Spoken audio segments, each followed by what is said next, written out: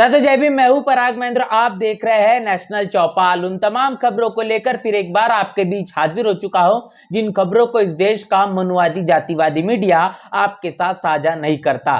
सबसे पहले शुरुआत करते उस खबर को लेकर जिस खबर ने चर्चा और बहस पूरे देश में छेड़ दी है।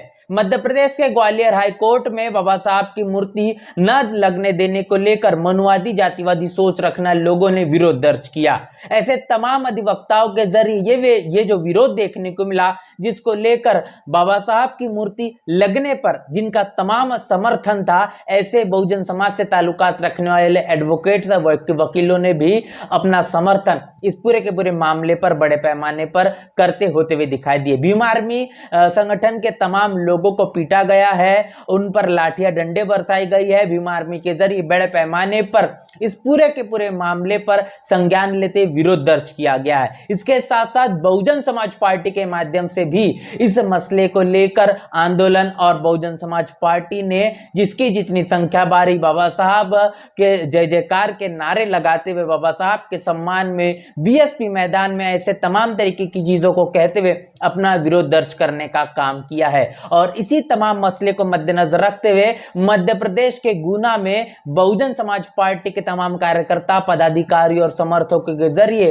रोडों रस्तों पर उतरकर फिर एक बार अपना विरोध दर्ज किया गया, जिनका यह कहना है कि ग्वालियर के उच्च न्यायालय में बाबा साहब की मूर्ति जिस जगह लगनी चाहिए उस जगह पर लगने के लिए यह समर्थन के तौर पर यह आंदोलन किया गया। लगातार बाबा साहब और तमाम बहुजन महापुरुषों का पूरे भारत में होने वाला अपमान, खासतौर पर मध्य प्रदेश में होने वाला अपमान, इसको लेकर यह आंदोलन किया गया है। और इतना ही नहीं तो मध्य प्रदेश जिला गुना में दलितों पर लगातार हो रहे अन्य अत्याचार जिस पर थमने का, रुकने का कोई नाम नहीं लिया जा रहा, किसी भी तरीके से अंकुश लगने वाली प्रतिक्रिया देखने को नहीं मिल रही। मध्य प्रदेश में भारतीय जनता पार्टी की सरकार है, शासन और प्रशासन पूरी तरीके से यहां पर अपनी सरकार चलाने के लिए और प्रशासन के मुताबिक सुरक्षा मुहैया कराने के लिए ये दोनों पूरी तरीके से नाकाबिल दिखाई पड़ रहे हैं। और इन्हीं तमाम मुद्दों को ध्यान में रखते हुए बहुजन समाज पार्टी के जरिए ये तमाम आप रोडों रस्तों पर तस्वीरें देख पा रहे हैं, अपना विरोध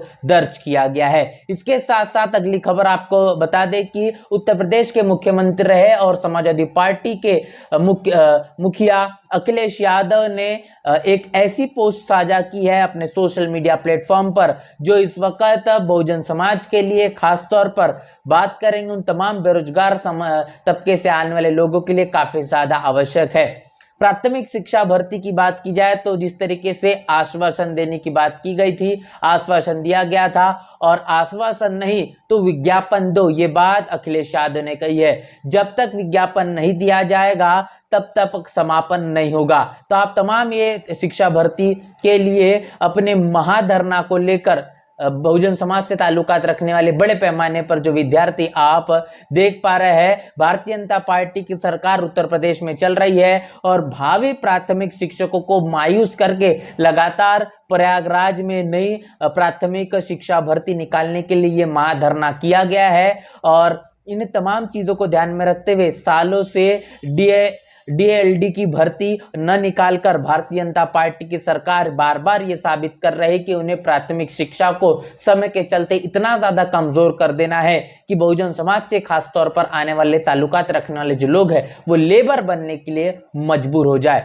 सच्चाई आखिर यह है कि नौकरी भारतीय जनता पार्टी देना ही नहीं चाहती और यही उनका एकमात्र सबसे बड़ा एजेंडा है, क्योंकि भारतीय जनता पार्टी शिक्षा, स्वास्थ्य, नौकरी और रोजगार जैसे तमाम बुनियादी आधार पर किए गए मोर्चों को पूरी तरीके से फेल साबित करवाती है, उसको निस्नाबूद करने की हर एक साजिश और षड्यंत्र रचती है। कुल मिलाकर भारतीय जनता पार्टी एक नाकामयाब सरकार। ये तमाम बातें अखिलेश यादव इनके जरिए साझा की गई है। अखिलेश यादव का इनका ये कहना है कि हम शिक्षा संबंधित हर बात को शिक्षा भर्ती के लिए सभी अभ्यर्थियों की मांगों के साथ मजबूती से खड़े हैं। तो ये महाधरना की तमाम तस्वीरें आपने देखी है। इसके साथ साथ लगातार राहुल गांधी कांग्रेस के माध्यम से यह साबित करने में लगे हुए हैं कि दलितों, आदिवासियों और पिछड़ों के वो कैसे सबसे बड़े हितैषी है। कांग्रेस ने इतिहास में किस तरीके से तमाम वो काम करके दिखाया है जो कांग्रेस के माध्यम से दलितों, आदिवासियों, पिछड़ों के जीवन में बड़ा परिवर्तन कर पाए है। लेकिन वंचित बहुजन आघाड़ी के जरिए ये बात कही गई है कि ढोंगी अम्बेडकरवादी राहुल गांधी का दोगलापन है। आइए बात साझा की गई है कि राहुल गांधी और कांग्रेस ये कैसे नकली अम्बेडकरवादी है। सबसे पहली बात इस बात को लेकर साझा की गई है कि राहुल गांधी ने कुछ दिल्ली विश्वविद्यालय के छात्रों से बात कर केंद्रीय विश्वविद्यालय में एससी और एसटी समुदाय से आने वाले जो तमाम विद्यार्थी है, जो आरक्षित सीटें हैं, जो कि एनएफएस नॉट फाउंड सुटेबल करने का जो मुद्दा उठाया है। उसके बाद आपको ये बात याद दिलाई गई जा रही है कि एससी एसटी के तमाम जो छात्र आरक्षित सीटों पर जो नॉट फाउंड सुटेबल बताते हैं वो तमाम अम्बेडकरवादी संगठन छात्र उठा रहे हैं। लेकिन राहुल गांधी, जिनकी उम्र तकरीबन 54 वर्ष है, जो कि उनकी नींद कल खुली है, उनको ये सच्चाई पता नहीं चल पा रही कि सोचने वाली बात है कि 54 वर्षीय राहुल गांधी जो कम से कम 25 साल से राजनीति में दिखाई पड़ते हैं, लेकिन उनको ये बात पता नहीं चलती इतने सालों से क्या वो नींद में थे कि लगातार दलितों, आदिवासी समाज से ताल्लुकात रखने वाले छात्र आए दिन इस मसले को लेकर आंदोलित होते हुए दिखाई पड़ते हैं। लेकिन जिस तरीके से सोशल मीडिया पर हवा बनाने की कोशिश कांग्रेस और राहुल गांधी के जरिए की जा रही है, निश्चित रूप से बिहार में आप देख पा रहे हैं कि जातिगत जनगणना का मुद्दा हमेशा से गरमाया हुआ दिखाई पड़ता है और उसी आधार पर दलितों, आदिवासियों की ये तमाम बातें करना, इनके मुद्दों पर चर्चा करना, निश्चित रूप से वोटों की राजनीति के आधार पर ही राहुल गांधी इस तरीके से चर्चा बहस करते हुए दिखाई पड़ रहे हैं। और वही बात यहाँ पर वंचित बहुजन आघाड़ी के जरिए साझा की गई है। इसके साथ साथ दूसरी बात यह है कि कांग्रेस की आखिर सत्ता 2004 से 2014 तक रही। तमाम दलितों, आदिवासी समाज से ताल्लुकात रखना लोगों के लिए बेरोजगारी को खत्म करने के लिए कितने कदम उठाए गए हैं। अगर खास तौर पर आईआईटी की बात की जाए तो तकरीबन 83 एससी, 14 एसटी और 166 जो ओबीसी के शिक्षक थे 2014 में कांग्रेस के शासन में। केंद्रीय विश्वविद्यालयों की बात की जाए तकरीबन 57% एससी, 63% एसटी और 60% ओबीसी शिक्षकों के पद आखिर क्यों खाली थे। बड़ा सवाल उठाया गया है कि संख्या के मुताबिक उनकी भागीदारी देने की बात लगातार राहुल गांधी कर रहे हैं, लेकिन उनकी कांग्रेस की जब सरकार थी तब इन तमाम पदों को भरने का काम, बैकलॉग को भरने का काम कांग्रेस के माध्यम से क्यों नहीं किया गया। एससी एसटी आरक्षण की वर्गीकरण की जब बात आती है सबसे पहले तेलंगाना में उसे लागू करने का काम किया जाता है। निश्चित रूप से बात वंचित बहुजन आघाड़ी के जरिए कही गई है कि कांग्रेस और राहुल गांधी ये इनका ये दोगलापन है जो कि दलितों, आदिवासियों के लिए साफ तौर पर दिखाई पड़ रहा है। और आखिर महत्वपूर्ण बात यह कही गई कि कर्नाटक में कांग्रेस की सरकार है ना, फिर वहां पर भी आपने देखा कि आरक्षण और आरक्षण के अधिनियम 2018 के बावजूद 1 जुलाई 2014 तक एससी एसटी के तकरीबन 1032 रिक्त पद जो है वो पड़े रहे और सरकारी विभागों में 10.65% एससी और 2.92% एसटी का प्रतिनिधित्व है। उसके बावजूद वो तमाम चीजें भरी नहीं गई है और आरक्षित सीटों को नॉट फाउंड सुटेबल बताने का काम कर्नाटक में किया गया जहां पर कांग्रेस की सरकार है। तो ये तमाम चीजें बताई गई है कि जिस तरीके से तमाम सरकारी क्षेत्रों को निजी क्षेत्रों के हाथों में देने का काम भारतीय जनता पार्टी कर रही है और कांग्रेस की सरकार जब होती है तो उनके माध्यम से भी इसी तरीके की चीजें देखने को मिलती है। इसलिए भारतीय जनता पार्टी और कांग्रेस दोनों समान है। यहां तक के लगातार तमाम तरीके की जो खबरें निकल कर आ रही है कि सिविल सर्विस में कामयाब होने वाले के लिए गरीब सवर्णों से ज्यादा अंक लाने पड़े ओबीसी छात्रों को। तो ओबीसी छात्रों का कट ऑफ आप देख पा रहे हैं कि ईडब्ल्यूएस में 696 और ओबीसी तबके से आने वाले लोगों के लिए 718, एससी के लिए 706 और एसटी के लिए 699 इस तरीके का कट ऑफ है।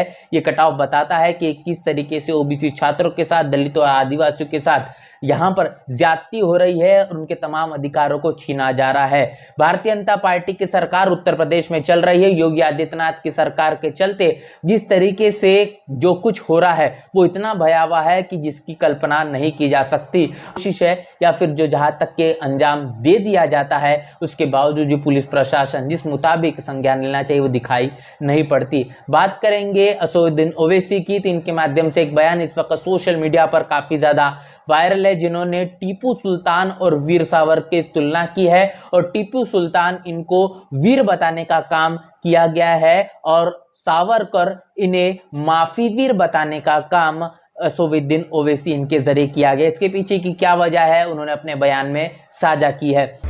ऐसे लोग हैं जो टीपू सुल्तान से नफरत करते हैं और टीपू सुल्तान की कुर्बानी को मिटाना चाहते हैं। टीपू ने 4 मर्तबा अंग्रेजों से जंग की और सावरकर ने 4 मर्तबा अंग्रेजों से माफी का खत लिखा। यह फर्क है टीपू में और सावरकर ने। टीपू ने जंग लड़ी तलवार के साथ। इसके साथ साथ रायबरेली का ये वीडियो आप देखिए। रायबरेली के इस वीडियो में आप ये विजुअल को हम आपके साथ साझा नहीं कर पाएंगे क्योंकि तमाम कम्युनिटी गाइडलाइंस के चलते जिस तरीके से ये वीडियो उत्तर प्रदेश के रायबरेली का है, जहां पर दबंगों के जरिए घर में घुसकर तमाम इन महिलाओं के साथ लहूलुहान करने का काम किया गया है। आप कल्पना करिए कि उत्तर प्रदेश में शासन और प्रशासन पूरी तरीके से नाकाबिल है। अगली खबर जो कि लगातार दलितों आदिवासियों पर होने वाले अन्य अत्याचार उत्तर प्रदेश हो या बिहार हो, थमने का नाम नहीं ले रहे। उत्तर प्रदेश में योगी आदित्यनाथ की भारतीय जनता पार्टी की सरकार है और नीतीश कुमार की बिहार में सरकार है।